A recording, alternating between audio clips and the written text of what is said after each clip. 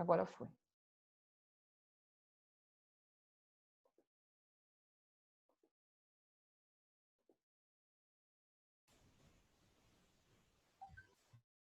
Todo mundo entrando. Certinho. Oi, voltamos. Sim. Deixa eu abrir aqui de novo. Opa. Espera aí que teve uma parte que não veio.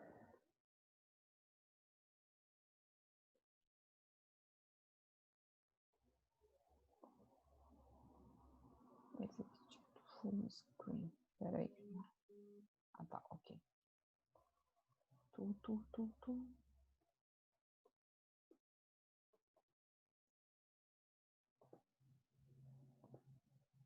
Agora foi. Agora foi. Deixa eu voltar aqui.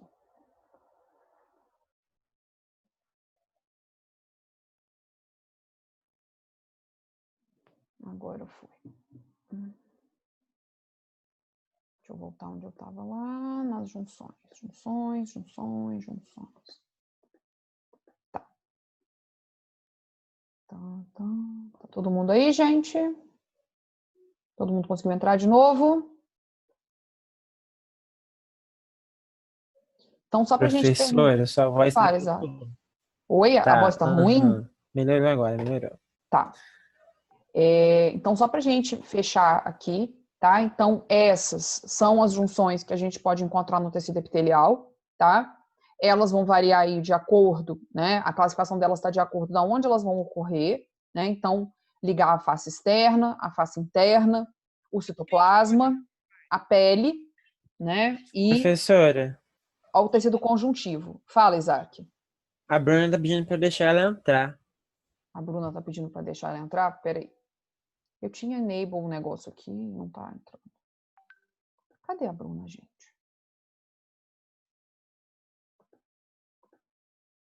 Ah, tem um monte de gente aqui pedindo. Peraí. Foi. Admit all. Acho que agora foi todo mundo. You better watch out, bro. And that goes my...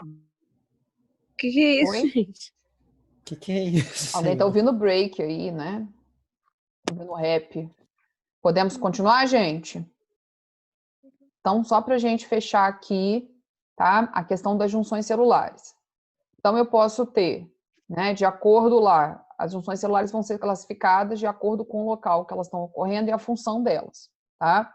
Então, a junção fechada, a face externa, a junção aderente, a face interna, a junção aberta, o citoplasma, o demossomo, ele vai estar na pele, e o hemidemossomo ligando o tecido epitelial ao tecido conjuntivo, tá? Mais tarde eu vou fazer um mapa mental direitinho, que essa semana eu não consegui fazer mapa mental de tecido epitelial, tá, gente? Não deu tempo aqui, a confusão da semana tá grande. Mas eu vou fazer direitinho, tá? E vou fazer essas ligações aí para todo mundo entender, beleza? Você estava falando da junção aberta, só que eu ainda não entendi direito. Pode explicar de novo? Pode, Bruno. A junção aberta, a gente pode considerar uma série daquelas coisinhas, das ventosas, tá? Como se eu tivesse uma placa de ventosa, tá? E ela vai grudar uma célula, a função dela vai ser grudar uma célula à outra pelo citoplasma. A sua comparação é ventosas de frente? Ventosas de frente ou ventosas diferentes? Duas ventosas em frente a outra, tipo, se grudando, ou você está comparando com uma superfície, como se fosse uma ventosa num vidro? Não, seria uma ventosa na outra, uma ventosa na outra, como se fosse uma coisa assim, ó, uma ventosa na outra.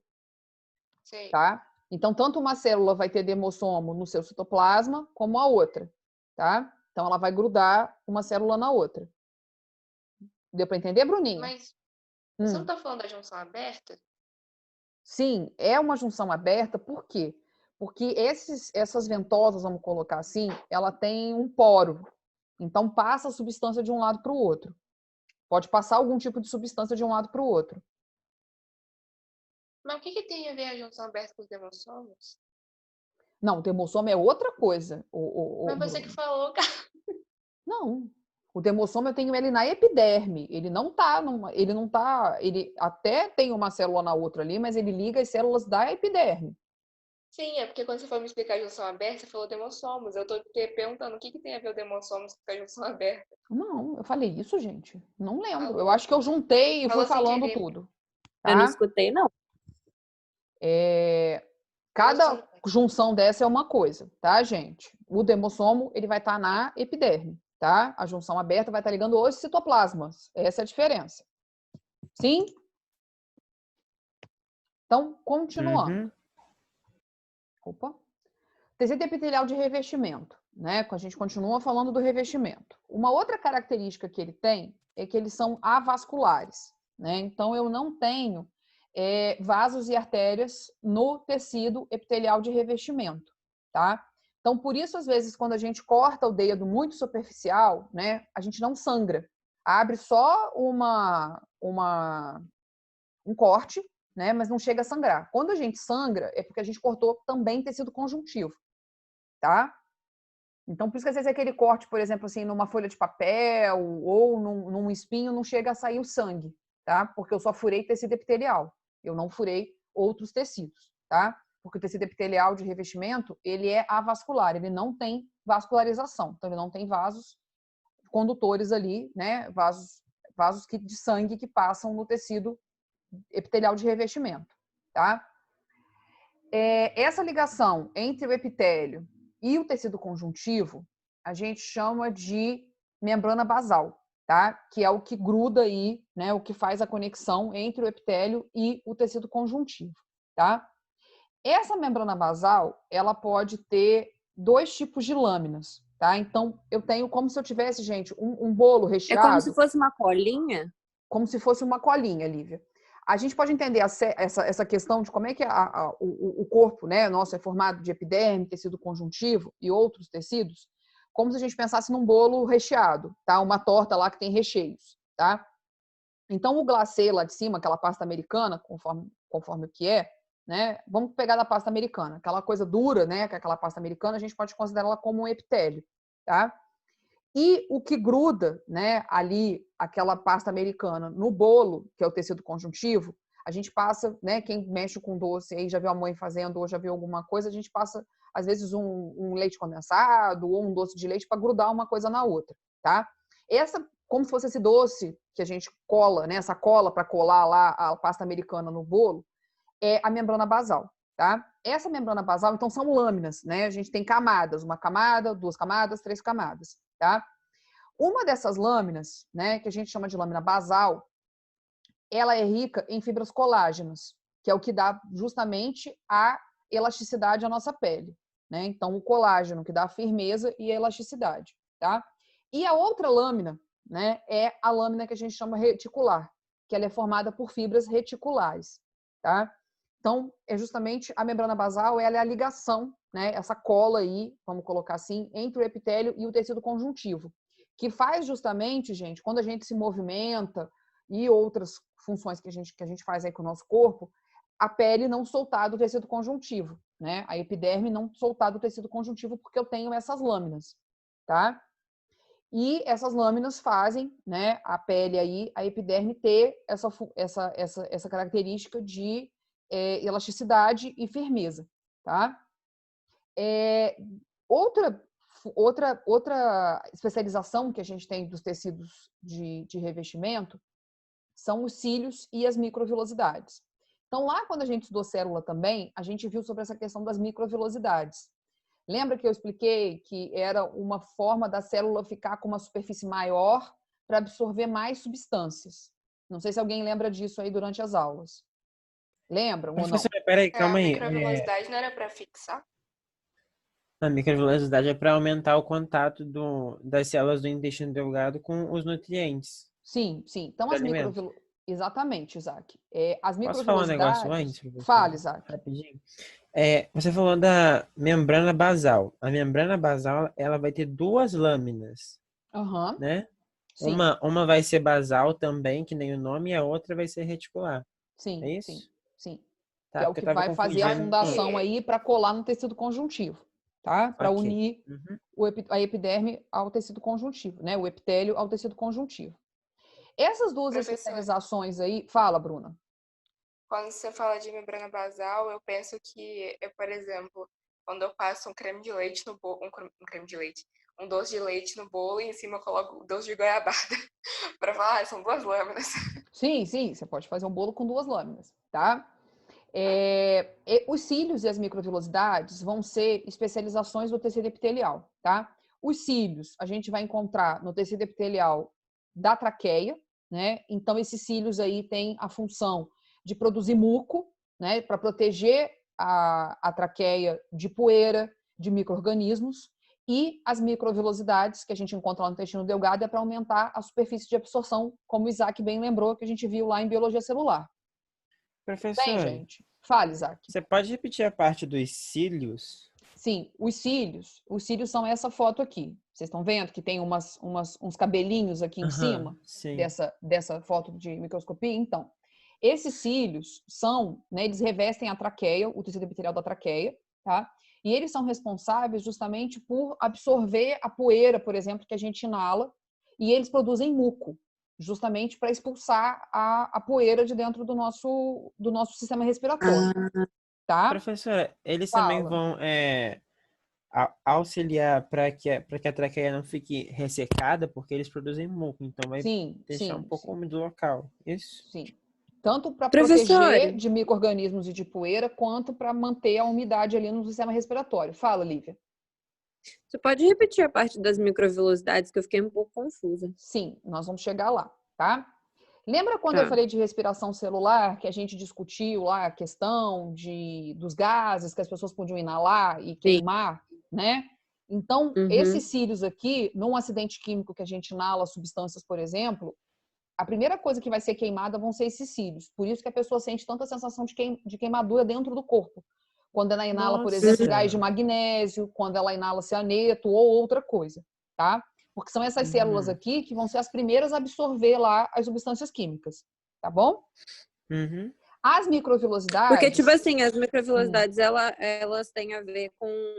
elas aumentam a eficiência para, tipo, as trocas de gases, não é? Para o meio celular, para entrar na célula. Não, as microvelocidades elas vão acontecer lá no intestino delgado, elas já não vão fazer respiração, tá, Lívia? Só os cílios que estão ligados à respiração. Tá? As microvelocidades... Não entendi. Entendeu, Lívia? Não entendi. Os cílios, que é o caso dessa primeira lâmina aqui, ó, que eu tô passando o mouse, elas vão ocorrer na traqueia, tá? No trato respiratório, tá? As microvilosidades já vão ser uma especialização do tecido epitelial que vai ocorrer no intestino delgado, tá? Então, não ocorre cílio e microvilosidade junto, gente. Tá. O Então, cílios tipo é como uma assim, forma de proteção. Os cílios é uma proteção. As microvilosidades já estão ligadas a aumentar a superfície de absorção.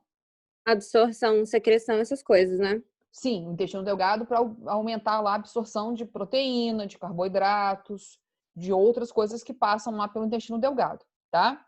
Tá. Era exatamente isso que eu ia perguntar. Tipo assim, é igual você falou no caso da inalação dos gases tóxicos.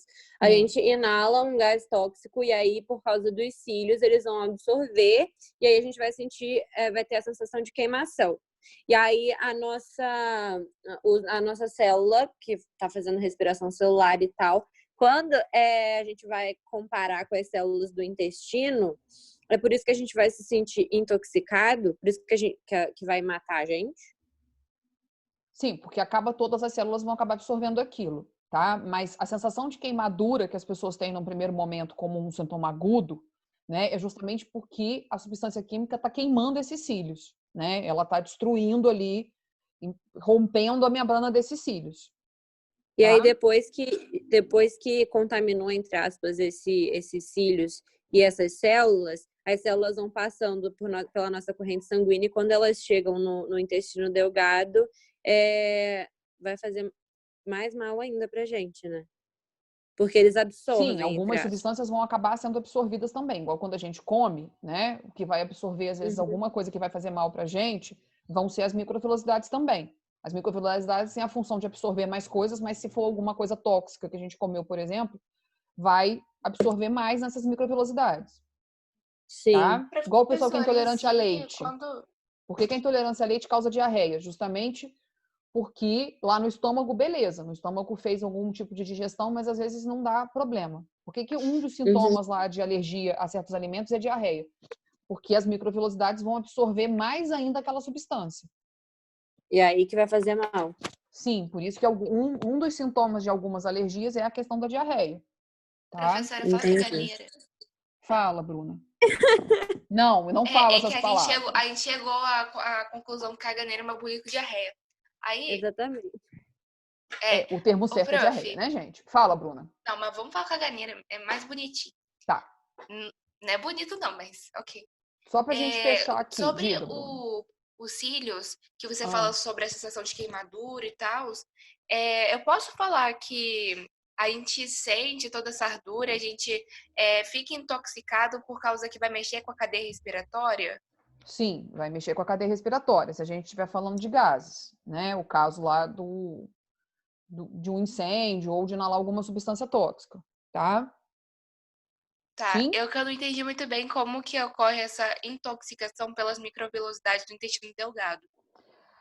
Na verdade, por quê? Por exemplo, assim, eu comi alguma coisa, Se a gente tá? tiver intoxicação alimentar, como você está falando, no É uma caso. intoxicação. A microvilosidade, ela tá ligada mais à intoxicação alimentar, tá, gente? Os cílios estão ligados a uma intoxicação por ar, por inalação de alguma substância, De algum tá? gás. Tá. Por exemplo, uma Uhum. pessoa fumante, ela não tem os cílios, né? Os cílios não conseguem como fala, se regenerar tão rápido, porque o tempo todo ela está inalando uma substância que está queimando lá os cílios, que está causando prejudicando os cílios. Mas quem fuma sente uma sensação de ardura? Bruna, assim, quando a É pessoa gradativo? fuma muito, é gradativo, tá? Porque algum Ah, tá. tempo Então a a pessoa não pessoa. fica sentindo. Por que que a pessoa tem aquele pigarro, né? Depois de um tempo, a pessoa que fuma Uhum. muito tempo tem aquele pigarro. É porque a traqueia, são esses cílios tentando lubrificar aquilo ali que está sendo o tempo todo agredido, vamos colocar assim, tá? Por isso que a pessoa tem aquela sensação daquele pigarro o tempo todo, tá? E de acordo Então, com... Fala, Bruna. Então, sobre a intoxicação alimentar, quando a gente ingere um alimento e ele é tóxico, ou a gente tem alergia ou algo do tipo, as microvilosidades que têm a função de absorver os nutrientes, na verdade, vão acabar absorvendo essa toxicidade e vão o quê? Se degenerar? Na verdade, não. Elas não vão se degenerar, tá? Mas elas vão jogar isso para dentro das células. E Porque eu aí a gente tenho pode uma... morrer. Se for muito, né? Na verdade, a gente pode ter caganeira. Comumente a reação comumente né, ter Caganeira. diarreias. E de Caganeira. acordo com a localização do tecido epitelial, eu vou ter células de anatomia diferente. Então, por que que eu reconheço, por exemplo, que uma lâmina é uma lâmina feita com tecido de bexiga e outra lâmina é feita com tecido do intestino? Porque, de acordo com onde ela ocorre, ela vai ter uma anatomia diferente. Então, ela vai ser mais cúbica, ela vai ser mais poliédrica, ela vai ter uma certa forma, tá? E um certo arranjo lá celular da onde ela ocorre, tá? E eu vou classificar esse tecido epitelial de acordo com o número de camadas celulares que ele tem, se ele tem uma camada, se ele tem duas camadas ou mais, ou se ele parece ter duas camadas, mas não tem, que é o caso do pseudoestratificado, tá? Então, eu posso ter tecido epitelial de revestimento simples, estratificado e pseudoestratificado, tá? É tipo o acelomado, celomado e pseudocelomado? A gente pode fazer essa comparação, tá, Lívia? Tá. E também de acordo com o formato da célula. Se essa célula vai ser achatada, se essa célula vai ser cúbica, se essa célula vai ser alongada ou se ela vai ser uma célula em formato de transição. De acordo com vamos colocar assim, o órgão aumentar ou diminuir, né, ela vai ter um formato, tá? Então, às vezes, por exemplo, a gente tem umas coisas lá na microscopia, por exemplo, de célula de bexiga, que a bexiga estava vazia e que a bexiga estava cheia, tá? Então, a bexiga, ela tem essas células, esse formato de célula que a gente chama de transição, porque ela vai se comportar, as células vão se comportar de um jeito quando a bexiga estiver cheia de xixi e de um outro jeito quando a bexiga estiver vazia, tá? Até porque a Tem uma bexiga é um maior órgão que elasticidade? estica muito. Oi, Bruna? Eu ia perguntar se tinha uma maior elasticidade, mas você falou. A bexiga é um dos órgãos que é mais elástico, né? Que a gente tem dentro do nosso corpo, tá? Tanto que tem Por pessoas que isso podem ficar também eles horas vão sem fazer ter. xixi. Oi, Isaac. E aí elas vão ter junções fechadas também, devido Sim, a elas vão isso. ter também junções fechadas, porque é isso. Então, eu tenho o sistema, o simples, o tipo de tecido epitelial simples, né? Eu tenho só uma camada de célula epitelial aqui. Essa parte azul, gente, já é tecido conjuntivo, tá? Tecido cúbico, né? Então, as células são cúbicas. O tecido colunar, né? Então, as células, elas são células alongadas, tá? Que é o que acontece lá na traqueia, onde eu tenho a presença dos cílios. O estratificado, onde eu tenho várias camadas de células, e esses formatos podem variar. Eu posso ter célula alongada num primeiro andar, célula cúbica no outro, célula simples Mas no tá outro. estratificado. Como uma rocha sedimentar. Parece Sim. mesmo, Lívia. E o pseudo-estratificado, que ele parece ter várias camadas de células, mas na verdade ele é formado por uma célula colunar, tá? E só ele parece ter mais aí células, mas ele não tem mais uma camada, ele só tem uma Qual que é a camada. diferença do estratificado pavimentoso pro de transição? O estratificado pavimentoso, né? Eu tenho essas células pavimentosas, tá? De formato pavimentoso aí na parte mais externa, vamos colocar assim. O estratificado de transição eu não tenho, tá? Eu tenho célula cúbica aqui formando, né, a última camada. Peraí, não entendi muito bem, prof. Pode repetir, por favor? O tecido o Pavimentoso. estratificado pavimentoso. Eu vou ter várias camadas de células, tá? E a última camada, a camada mais externa aí, tá? Ela é formada por células pavimentosas, tá? São essas células aqui mais achatadas, vamos colocar assim, tá? Já o estratificado de transição, eu não tenho essa parte dessas células achatadas, tá? Eu tenho as células Elas são cúbicas aqui no arredondadas? final. Elas são, a gente pode Tá. considerar que elas são arredondadas, tá? E o Que isso aí tá tudo pseudo-estratificado, mesmo cúbico. e o pseudo-estratificado, ele parece ter várias camadas, mas na verdade ele tem uma camada só de células. Ele tem células colunares, né? Então as células são células alongadas. E comumente ele também é formado, né? Ele também tem a presença das adaptações lá dos cílios, que é o caso aqui, tá? Prof, deixa eu só te interromper rapidinho te falar. Quando você acabar, você pode mandar os seus slides, mas não sei, por PowerPoint ou por outro lugar, porque eu tô abrindo pelo computador. Eu não sei se pelo celular ele vai ficar melhor, mas eu não consigo nem ler o que tá escrito, tipo, estratificado de transição. Tá muito, muito, muito ruinzinho. Tá, eu vou mandar pelo PowerPoint mesmo, tá bom? Tá bom. Pode ser? Ou eu mando o PDF, mas eu mando um slide em cada folha. Que eu acho que aí fica maior, fica melhor, né? Vou fazer isso, vou mandar em Pode PDF ser. Eu também, depois eu posso abrir pelo celular e ver se fica melhor. Qualquer coisa eu abro pelo celular, não tem problema não. Eu vou mandar direitinho daqui a pouco. Pela Escola Web eu vou postar um slide em cada folha, tá? Tá bom, prof. Obrigada. De nada, amor. Precisam me dar esse feedback aí, né? Do que a professora não tô vendo. Preciso, né, de uma outra forma. Pelo celular não fica muito bom, não. É Já que eu abri sou a aqui, não cega, fica né? bom, não. Eu vou mandar melhor. Botável, Eu vou mandar maiorzinho na Gente, próxima. mas tem todas essas imagens no livro. Tem essas Todas. imagens do livro. Essas imagens são a do livro, tá? O tecido epitelial glandular é aquele que produz e libera secreção, né? Que é o caso aí de muco, enzimas e hormônios, tá? Esse tecido epitelial, ele é rico em vesículas e glânulos no citoplasma, então eu vou ter células aí com grandes vesículas, de acordo com o tipo de tecido epitelial glandular que eu vou ter, tá?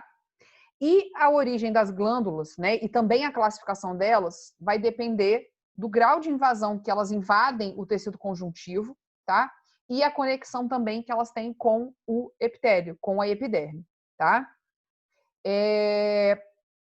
Então, o revestimento, o tecido epitelial de revestimento, ele reveste o corpo, né, e os órgãos, e o tecido glandular, ele produz e libera secreção, que podem ser aí de diferentes tipos. Eu posso ter muco, enzima e hormônios.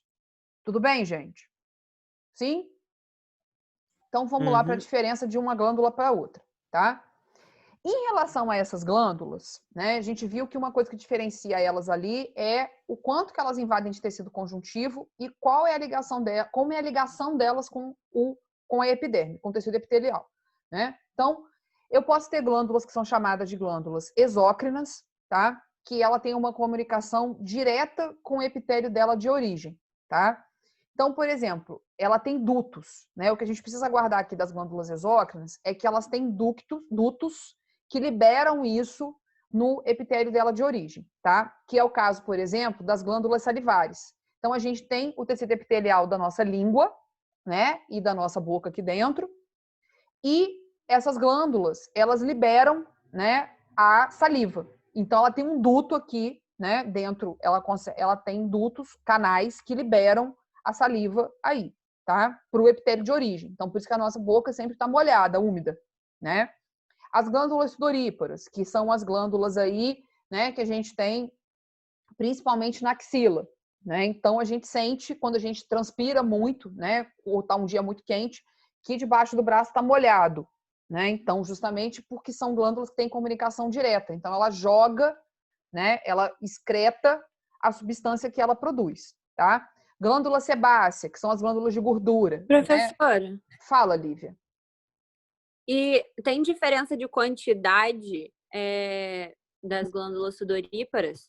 Tipo, um lugar que vai suar mais, outro lugar que vai suar menos? Sim, de acordo com cada corpo, né? Por exemplo, É isso que eu ia perguntar, depende da pessoa. Ter depende da pensado nisso pessoa, também. tá?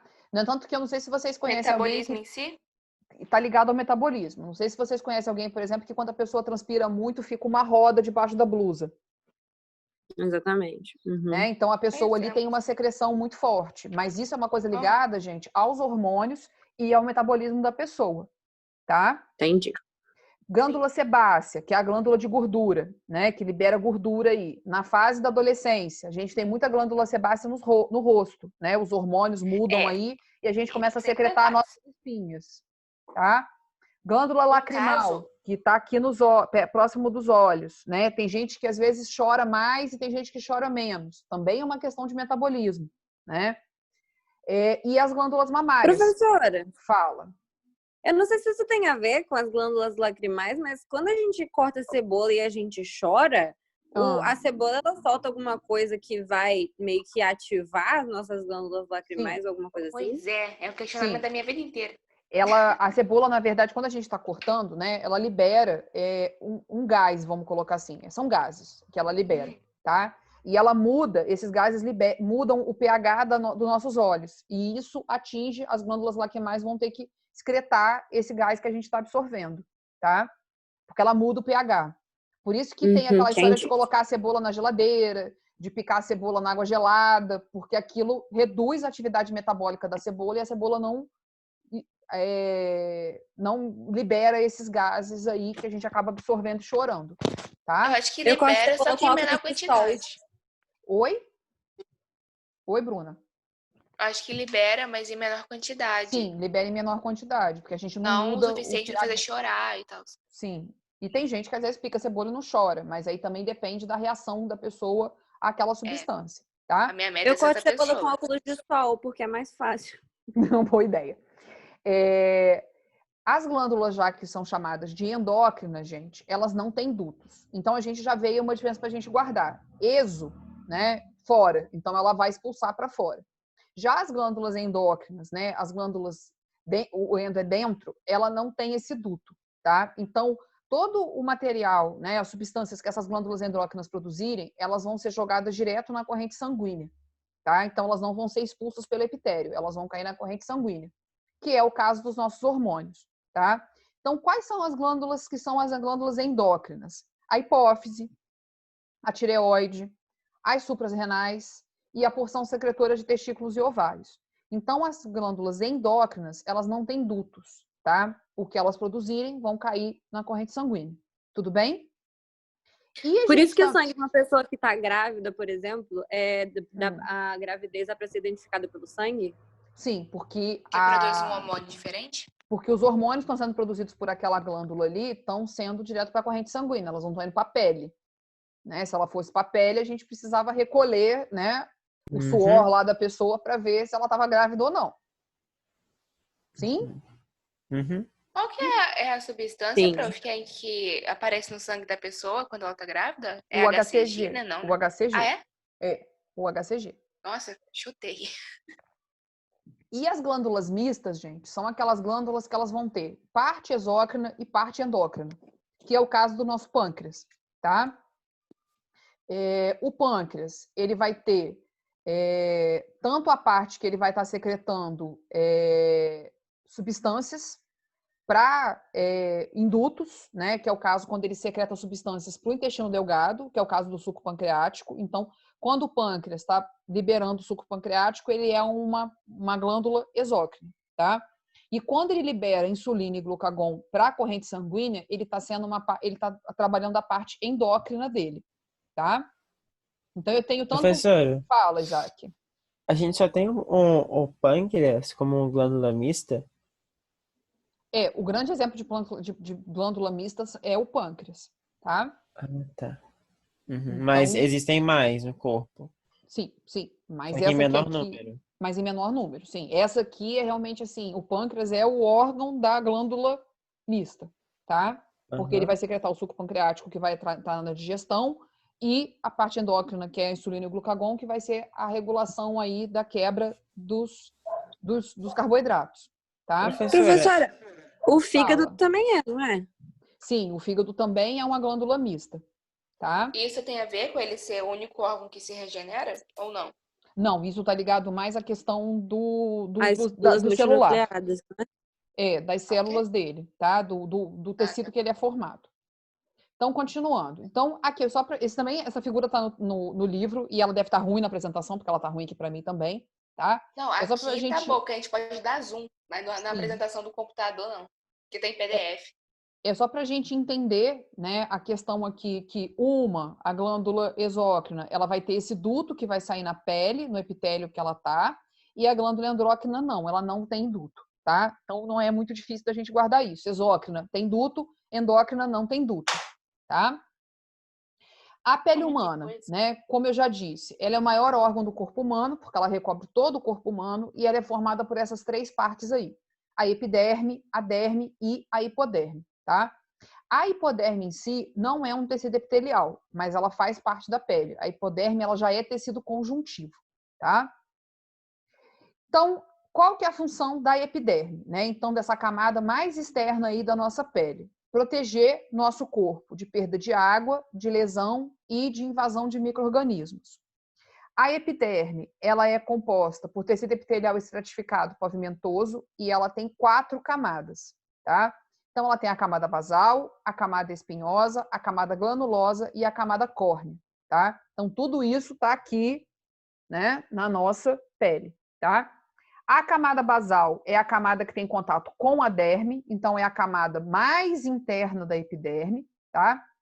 E ela serve de suporte das outras camadas. E ela é responsável também pela questão da renovação celular, tá? E é na camada basal que a gente vai encontrar os melanócitos, que vão dar cor à nossa pele, tá? A camada espinhosa é após a camada basal, né? Então, ela está um pouco mais acima ela já não tem contato com a derme, tá? E ela é formada por células arredondadas. E é onde a gente tem as nossas células de defesa, que vão proteger a nossa pele da entrada de micro-organismos. A camada granulosa está acima da camada espinhosa. Como se fosse um filtro? É como se fosse um filtro, Lívia, assim.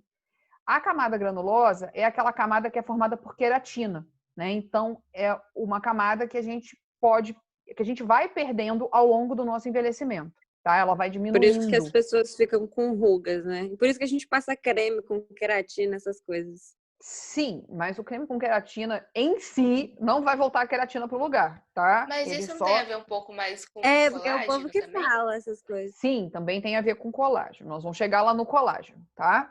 E a camada córnea, que é a camada mais superficial, que é essa camada nossa aqui, gente, que ela descasca às vezes, que ela descama, tá? Então, a camada granulosa e a camada córnea, elas estão meio que unidas, tá? E elas trocam aí, elas trocam as células, né? Então, tem uma questão... Peraí, professora. Você falou que a córnea e a granulosa estão unidas? Todo mundo está unido de todas as... né? Sim. Mas para a gente entender, a camada granulosa, né? A camada córnea, né? É a camada mais superficial. Essa camada que a gente descasca, tá? Quando a gente, por exemplo, pega sol e só a gente não tem uma insolação tão forte, mas a pele acaba descascando, né? Então é justamente a perda dessa camada córnea. Fala, o bronze Bruna. indo embora. O bronze indo embora, tá? Ai. Então a epiderme é formada por essas 4 camadas: a camada basal, que está mais próxima da derme, a camada espinhosa, a camada granulosa e a camada córnea, tá? A derme é um tecido conjuntivo, né, que dá nutrição e suporte à epiderme, tá? E ela faz parte, né, ela é a maior parte da espessura da pele. Então, se a gente corta, né, uma pele, a gente vai ver que a derme ela é a maior parte, ali, a parte mais gordinha desse conjunto nosso de pele humana, tá? Na derme, a gente vai encontrar os vasos sanguíneos, os nervos, as glândulas, os receptores táteis e mais células de defesa, tá? E é justamente na derme, gente, que a gente vai encontrar as fibras elásticas, tá? Então, a questão lá, por exemplo, da celulite, né? A celulite, ela vai atingir a camada da derme. Por isso que a gente tem aquela questão, né, da celulite, de ter a irregularidade na pele, tá? Da pele ficar irregular, justamente porque essa derme, ela perde essa elasticidade, tá? Por isso As que estrias fica aquela também? coisa casca de laranja. As estrias, Bruna, já é um estiramento do tecido, tá? As estrias estão ligadas aos demossomos, não essa perda da derme, mas a questão dos demossomos estarem desunidos, vamos colocar assim. Eles esticam muito, então como se eu pegasse um elástico, né, e fosse esticando a estria, é esse elástico esticado, tá? A derme, ela vai ter essas 2 camadas, a camada reticular e a camada papilar, tá? Mas a camada reticular é a que dá elasticidade à pele, né? E a camada papilar, ela tá ligada mais à questão das glândulas que eu tenho na derme, tá? Que vai estar expulsando material também para epiderme. Então, para a gente ver, né? Isso aqui é um corte, tá? Esse B é o corte que vocês têm no livro aí de um tecido de verdade, tá? E esse aqui é um desenho desse tecido, tá? Então, a gente tem aí a camada basal, tá? A camada espinhosa, a camada granulosa e a camada córnea, tá? Então, essas camadas vão estar conversando, né? Porque entra uma coisa de defesa, eu preciso defender. Eu né? Preciso repor queratina, preciso repor uma célula. Então, por isso que a nossa camada córnea, ela sempre está se soltando, né? Quando a gente passa uma bucha, principalmente depois que a gente pega sol e começa a descascar, ela perde o bronze, como diz a Bruna, a gente está retirando camada córnea quando a gente passa a bucha do nosso corpo, né? Não só a sujeira que às vezes está grudada lá, mas também um pouco de camada córnea dessas células mortas. Quando a gente faz esfoliação, a gente está tirando a camada córnea da pele. Isso tá? na epiderme, né, prof? Isso na epiderme. Tá. Tá? A derme está segurando isso tudo aqui, né? E a derme é onde eu tenho a corrente sanguínea. Por isso que, às vezes, aquele corte que eu falei lá no começo da aula que não sangra, é porque eu não cheguei na derme. Eu só cortei parte dessas células aqui da epiderme, tá? E a hipoderme, pra gente fechar... A derme é como se fosse a base para segurar todas essas células? Sim, a hipoderme é como se fosse a base. A hipoderme, ela não faz parte da pele em si, porque ela vai fornecer suporte à derme. E a hipoderme, ela é rica em células de gordura, que a gente chama de adipócitos, que a gente já viu lá em biologia celular também. A hipoderme, ela é o quê? Ela é a primeira, a segunda ou a terceira? Ela é a terceira, tá? É lá o embaixo. recheio lá de debaixo beijinho da do derme. bolo. Ela é o recheio de beijinho do bolo, tá? Jesus, tá. E a questão do tecido, da questão da celulite, né? O que acontece? Por que o corpo produz, né? Como é que é uma pele sem celulite e uma pele com celulite? Quando a gente começa a ter celulite, por que esse tecido ele fica desuniforme, né? Ele perde a uniformidade. Porque as fibras de colágeno, elas ficam sem elasticidade, a circulação sanguínea ali também naquela derme é baixa, então não chega oxigênio suficiente ali, né? Sangue e outras coisas suficientes para manter aquela pele lisinha, né? E também esses adipócitos, eles ficam muito grandes em um maior número, tá?